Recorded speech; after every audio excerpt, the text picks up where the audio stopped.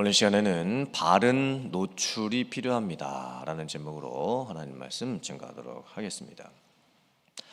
하워드 핸드릭스라고 하는 미국의 유명한 기독교 교육학자가 계십니다. 달라스 신학교에서 60년 동안 교수로 지내셨고 또 수많은 책들을 집필을 하시고 세계 80여 개국을 돌아다니시면서 연설하시고 또 강연하시고 또 기사와 또 라디오 칼럼 등으로 많은 업적을 남기셨던 분입니다. 미국의 현대 기독교 교육 운동의 대표자, 선구자로 알려 계신 목사님이십니다. 그분께서 쓰신 책 중에 사람을 세우는 사람이라는 책에 나오는 내용입니다. 어느 날 오후에 핸드릭스 교수님께서 일을 마치시고 집으로 돌아오셨습니다. 그런데 아들의 빵꾸난 자전거가 눈에 들어왔습니다. 사실 아버지로서 아들에게 자전거를 고쳐주겠다라고 예전부터 계속 말을 해놓았는데 약속을 계속 지키지 못하고 있었습니다. 그래서 빵꾸난 자전거가 계속 집 앞에 방치가 되어 있었습니다. 그날 저녁에도 중요한 약속이 있었고 만찬이 있었습니다. 다음 날 아침에도 비행기를 타고 또 강연을 가야만 했습니다. 생각을 해보면 오늘 지금 저 자전거를 고쳐주지 않으면 또 미뤄질 것이 너무나 뻔했습니다. 그래서 핸드릭스 교수님께서 아들과 함께 빵꾸난 자전거를 고쳤습니다.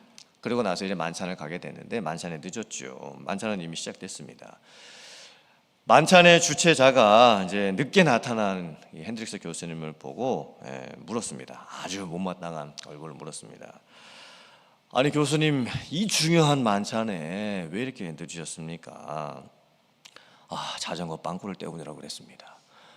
아니 교수님, 자동차를 타고 오셨을 때인데 자전거 빵꾸를 또 떼운다니 그건 또 무슨 말씀이십니까? 아니 제 아들려서 자전거 빵꾸난 거를 좀 고쳐주느라고 제가 이렇게 늦었습니다. 그랬더니 만찬 주최자가 원색적인 그냥 불평과 비난을 교수님께 쏟아내기 시작을 했습니다. 예의도 없고 그냥 격식도 차리지 않고 막 불평을 해댔습니다.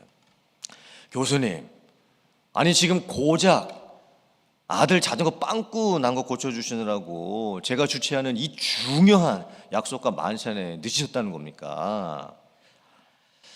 만찬이 다 끝나고 나서 핸드릭스 교수님이 그 만찬 주최자에게 이렇게 말을 했습니다.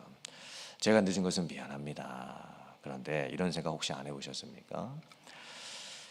제가 당신의 밥 먹어주는 것보다 제 아들의 자전거를 고쳐주는 것이 훨씬 중요하다고는 한 번도 생각을 안 해보셨습니까?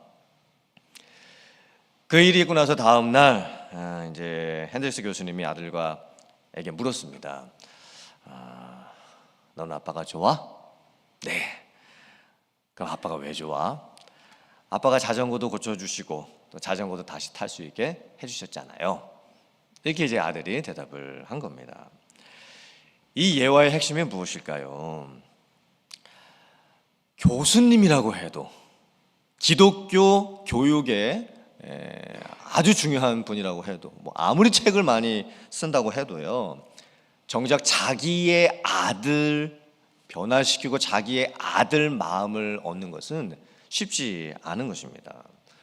아무리 핸드릭스 교수님이 전 세계를 돌아다니면서 강연을 많이 한다고 해도 그게 무슨 소용이 있습니까? 집 안에서 자기의 아들, 그 아들과 함께 관계를 만들어내고 영향력을 주는 것이 쉽지 않다라는 의미죠. 사실 사람을 바꾼다라고 하는 것은요, 그 사람에게 대단한 것을 해줘서 바뀌는 게 아닙니다. 정말 그 사람에게 필요한 것, 작은 것 하나를 마음 써주어서 해주었을 때에 그 사람이 변화가 되게 되어지는 겁니다.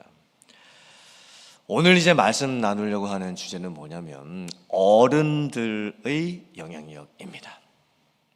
가정에서는 부모님의 자녀들을 향한 영향력이 될 수도 있고, 교회에서는 장로님 권사님들과 같은 윗세대 분들의 다음 젊은 세대를 향한 영향력이 될 수도 있겠고, 이 세상에서는 어른으로서 나보다 연배가 좀 어린 분들에게 줄 수 있는 영향력입니다.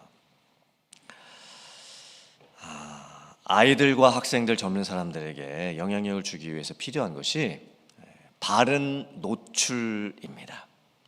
사실 노출이라는 단어가 좀 부정적인 단어지요. 노출이 심한 옷을 입었다라는 식으로 안 좋게 쓰이는 단어가 노출입니다. 그런데 노출은 드러내는 겁니다. 보여주는 겁니다. 그리고 바른 노출은 누군가에게 롤모델이 될 수 있도록 내가 모범을 보여주는 것입니다. 바른 노출은 하면 할수록 좋은 겁니다. 내 안에 있는 마음과 생각과 또 내 삶의 태도들, 또 어떻게 말하고 행동하는지를 다 꺼내서 바른 노출을 하면서 보여주게 되면 그것을 아이들이 보고 배우는 것이지요. 또 젊은 세대가 배우는 것입니다.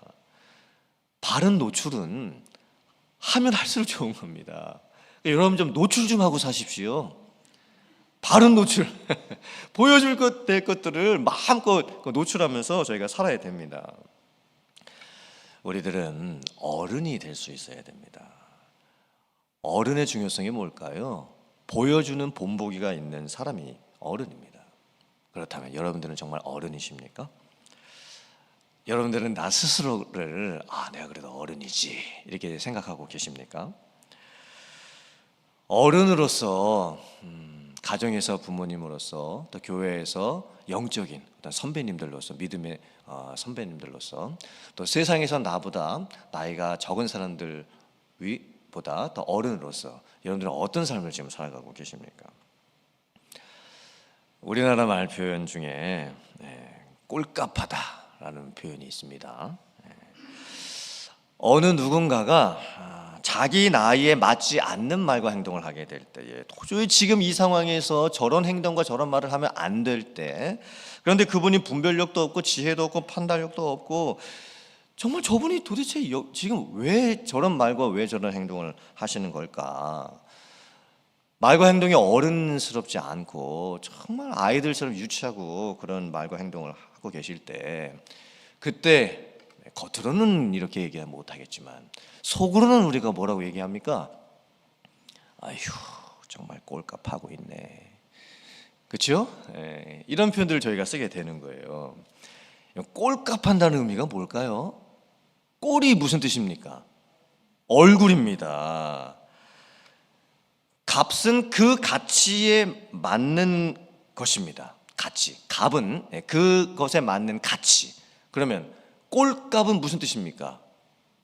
얼굴의 가치죠. 나이의 가치입니다. 결국 나이에 맞는 말과 행동을 하지 못하게 될 때에 아유 꼴값하고 있네 이렇게 말하고 참 저분이 나이값을 못 하시는구나 이렇게 또 표현을 하게 되는 거예요. 오늘 말씀 13절 14절 말씀을 보면 조금 놀랄 만한 말씀이 나옵니다. 아이를 훈계하지 않으려고 하지 말아라. 채찍으로 아이를 때릴지라도 그 아이가 죽지 않을 것이다. 부모님이 자녀를 채찍으로 때리게 되면 자녀의 영혼을 지옥에서 구원을 하게 될 것이다. 아니 그래도 그렇지 어떻게 성경에 이런 표현이 나올 수가 있습니까? 그렇다면 부모님이 자녀를 두드려 패도 괜찮다는 말씀입니까? 자녀 양육을 위해서 매를 대는 것은 정당하다 이런 뜻입니까? 이 의미가 참 뭘까요? 여러분들은 잘하시면서 부모님에게 맞아보신 적 있으십니까? 저는 아버지에게는 한 번도 안 맞아봤습니다. 이것도 참 독특하죠. 제 세대의 그 부모님들 중에서 아버지들이 참 많이 때리셨거든요. 근데 저희 아버지는 저희 3남매 자녀들에게 한 번도 때리지를 않으셨어요. 이게 참 독특한 것 같습니다. 제가 지금 생각을 해보면. 근데 이제 어머니한테는 초등학생 때 종아리 회초리 또 손바닥 회초리를 몇 번 맞아본 적이 있습니다. 맞은 이유는 뭐냐? 동생하고 놀아주는데 운동을 하고 씨름을 하는데 동생한테 한 번도 안 주는 겁니다. 제가 제 동생하고 4살 차이가 나는데 뭐 씨름을 하고 뭐 장난하고 이렇게 노는데 동생한테 한 번도 안 줘줍니다. 그럼 이제 동생이 울지요. 그러면 저하고 동생하고 같이 어머니한테 이제 회초리를 맞는 거예요. 그리고 회초리를 맞고 나서 어머니께서 이제 저한테 이렇게 말씀을 해주시는 겁니다. 대서봐, 가끔은 네가 동생한테 좀 져줘야 된다. 져주는 게 형이다. 그렇게 이제 저에게 이제 훈계를 해주시는 거예요. 그래도 제가 그게 무슨 의미인지를 몰랐습니다. 아니 왜 형이 동생한테 도대체 져줘야 된다는 거냐, 그 의미를 그때는 못 깨달았습니다. 그리고 한두 살 더 먹고 났을 때에 제가 이제 깨달은 거예요. 아 그렇구나, 형이 동생한테 져줄 수도 있어야 되는구나. 그러면서 제가 이제 나중에는 씨름을 해도 일부러 이제 동생한테 져주게 되었습니다. 한국 문화권에서는 이제 부모님에게 혼나고 뭐 종아리 맞고 손바닥 맞는 것이 이제 허용이 되지요. 그게 문화입니다. 근데 미국에서는 어림도 없습니다. 아이를 때린 자국이 그 아이의 몸에 남고 아이가 학교에 가서 선생님한테 우리 엄마가 저 때렸어요 라고 하면요, 경찰이 집에 와서 그 부모님 잡아갑니다. 절대 미국에서는 그 때리면 안 됩니다. 오늘 이 말씀의 본뜻이 무엇일까요? 아이를 훈계하지 말려고 하지 말아라. 아이를 채찍으로 때려도 그가 죽지 않을 것이다. 그럼 뭐 이게 죽지 않을 만큼 때려도 괜찮다는 뭐 그런 말씀일까요? 아니겠죠. 아이에게 적절한 징계가 필요할 때도 있고 그 적절한 징계가 아이를 바른 길로 인도할 수 있다. 무조건 사랑으로 감싸 안는다고 되는 것이 아니고 때로는 엄격한 훈계, 적절한 채찍이 있어야 그 아이가 바른 길로 갈 수가 있다. 이런 의미입니다. 그래서 15절, 16절 말씀을 보면 아이에게 적절한 훈계를 하게 되었을 때 나타나게 되는 건전한 결과에 대해서 말씀을 합니다.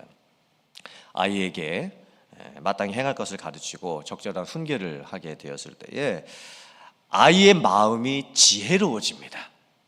아이가 깨닫는 거죠. 아, 내가 어떻게 말하고 어떻게 행동해야 되고 뭐는 해야 되고 뭐는 하지 말아야 되는가. 아이가 스스로 이제 깨닫는 거예요. 그러면 부모님의 마음도 즐겁습니다. 거짓말하던 아이가 훈계를 받고 교훈을 받고 고침을 받고 정직하게 되면 그 아이를 바라보는 부모님의 마음도 기뻐하게 됩니다. 즉 적절한 훈계와 채찍이 잘 되면 아이에게도 부모님에게도 모두에게 그 좋은 결과를 가져올 수가 있게 되는 거예요. 부모님들께서 화풀이 대상으로 자녀들에게 폭력을 행사하면 그건 죄입니다. 하지만 사랑의 매가 허용이 될 수가 있는 이유는 결국에는 그 자녀를 올바른 길로 인도할 수 있기 때문입니다. 하지만 자녀 키울 때 안 때릴수록 좋다고 저는 개인적으로 생각을 합니다. 때리면 안 되죠. 저도 한 번도 때려본 적은 없습니다. 저희 아내도 한 번도 때려본 적은 없고 안 때리고도 얼마든지 자녀들을 올바른 길로 인도할 수가 있습니다. 하지만 오늘 말씀처럼 적절한 훈계가 더 필요할 때가 있죠. 고린도전서 4장 14절 그리고 15절 16절 말씀 화면 보시고 같이 봉독해 보겠습니다. 시작. 내가 너희를 부끄럽게 하려고 이것을 쓰는 것이 아니라 오직 너희를 내 사랑하는 자녀같이 권하려 하는 것이라. 그리스도 안에서 일만 스승이 있으되 아버지는 많지 아니하니 그리스도 예수 안에서 내가 복음으로써 너희를 낳았습니다. 그러므로 내가 너희를 권하노니 너희는 나를 본받는 자가 되라. 아멘. 바울 사도는 세상에 있는 1만 명의 스승이 되려고 하기보다는 복음 안에서 영적인 자녀들을 낳는 영적인 아버지가 되기를 원했습니다. 그리고 성도들 한 명 한 명을 마음에 품지요. 그리고는 그 성도들이 영적인 자녀들이 되어서 자라가기를 원하는 그런 소망이 있었던 거예요. 그리고 참 놀라운 고백을 하죠. 너희는 나를 본받는 자가 되라. 얼마나 자신 있는 고백입니까? 솔직히 우리들 중에서 여러분들은 나처럼 신앙생활 하십시오. 여러분들은 나처럼 믿음 있는 사람이 되십시오. 여러분들은 나처럼 교회에서 섬기는 사람이 되십시오. 이렇게 말할 수 있는 사람이 누가 있겠습니까? 저도 솔직히는 제가 목사로서 이렇게 여러분들에게 말할 수 없을 것 같습니다. 저를 닮아서 신앙생활을 잘하는 사람이 되라고 이렇게 자신 있게 제가 말하지 못할 것 같습니다. 어떻게 바울 사도는 여러분들은 나를 본받는 자가 되십시오, 이렇게 이야기를 했을까요? 바울 사도는요, 자기 바른 영적인 노출을 많이 했습니다. 자기가 예수님을 믿고 어떻게 구원받았고 또 어떻게 소명을 받아서 전 세계를 돌아다니면서 선교를 하고 매를 맞고 감옥에 갇히고 먹을 것을 못 먹고 다른 사람들에게 핍박을 받고 얼마나 고생을 많이 하면서 선교를 하고 목양을 했는지, 지금까지 바울 사도는 자기가 어떻게 그런 삶을 살았는지 바른 노출을 많이 했던 거예요. 성도들이 잘 알고 있었습니다. 어떻게 바울 사도가 자기의 삶을 통해서 예수님을 믿는 모습을 보여주었는지 너무나 잘 알고 있었던 거예요. 그래서 바울 사도가 자신 있게 이야기를 하는 거예요. 여러분들은 나를 본받는 자가 되십시오. 얼마나 바른 노출을 평상시에 많이 했으면, 그의 삶 자체가 예수님을 닮는 삶이었으면 그렇게 이야기를 했겠습니까? 근데 바울 사도의 이 바른 노출이요, 뭐 하루 한 게 아닙니다. 1년 한 것도 아니었습니다. 바울 사도가 예수님을 만난 것이 그의 나이 30살 초중반입니다. 그리고 60살 후반에 죽죠. 순교를 당하죠. 30년이 넘는 세월이었어요. 예수님 처음 만나고 그가 죽을 때까지 30년 동안 자기의 삶을 통해서 바른 노출을 했던 거예요. 그걸 보았던 사람이 있겠지요. 바울 사도를 따라다녔던 사람이 있겠지요. 바울 사도님 밑에서 훈련받았던 사람들이 있겠지요. 그래서 교회들이 세워진 거예요. 그래서 성도들이 자라가게 됐던 겁니다. 우리들도 똑같죠. 1만 시간의 법칙이라고 들어보셨습니까? 안드레스 에릭손이라고 하는 미국 플로리다 주립대 교수님이 1993년도에 발표한 논문에서 처음 등장한 개념입니다. 어떤 전문가가 되기 위해서는 적어도 최소한 1만 시간이 필요하다라는 훈련의 법칙입니다. 운동선수들이 운동을 하죠. 음악가들이 악기를 배우고 또 언어를 또 배웁니다. 기술을 익힙니다. 그때 전문가가 되려면 1만 시간이 필요하다는 거예요. 물론 타고난 재능이 있는 분들이 있지요. 오랫동안 안 배워도 그냥 되는 사람들이 있습니다. 하지만 보통 사람들이 무엇인가가 내 몸에 있고 다른 사람을 가르쳐 줄 만한 그 수준에 올라가려면 1만 시간이 필요하다는 거예요. 그런데 1만 시간이요, 이게 적은 시간이 아닙니다. 저 예전에 이 얘기 들었을 때 뭐 1만 시간 할 수 있겠지. 근데 1만 시간이 하루에 매일 3시간씩 훈련해서 10년을 해야 1만 시간이 채워지는 거예요. 그 상당히 오랜 시간이 걸리는 겁니다. 여러분, 이 의미가 무엇일까요? 1만 시간의 법칙, 이 뜻이 무엇일까요? 무엇인가를 배우기 위해서는 먼저는 나를 가르쳐주는 사람이 있어야 됩니다. 그리고 자기보다 잘하는 사람을 따라다니면서 배워야 내가 무엇인가를 이룰 수가 있게 되는 거예요. 그리고 내가 누군가에게 가르쳐 줄 만한 어떤 모델이 될 수 있을 정도가 되려면 오랜 시간이 필요하다는 거예요. 사랑하는 성도님들, 여러분들 주변에 내가 본받고 따라갈 만한 정말 어른 같은 분들이 계십니까? 혹은 여러분들께서 다른 누군가에게 정말 어른이 되어주고 계십니까? 세상에서도, 가정에서도, 직장 비즈니스 하면서도, 그리고 교회에서도 정말 누군가에게 나의 삶을 보여줌으로써 그분들에게 영향력을 끼쳐가는 그런 삶을 살아가는 우리들이 되어야 될 줄 믿습니다. 오늘 말씀을 저희들이 잘 묵상해 보기를 원합니다. 영적으로도 어른이 되고, 나이적으로도 어른이 되고, 인격적으로 어른이 되어서 우리들 주변에 있는 많은 사람들에게 영향력을 끼치고 또 나눠주고 또 본보기로 보여주면서 살아갈 수 있는 여러분들 다 되실 수 있기를 주님의 이름으로 축원합니다. 아멘.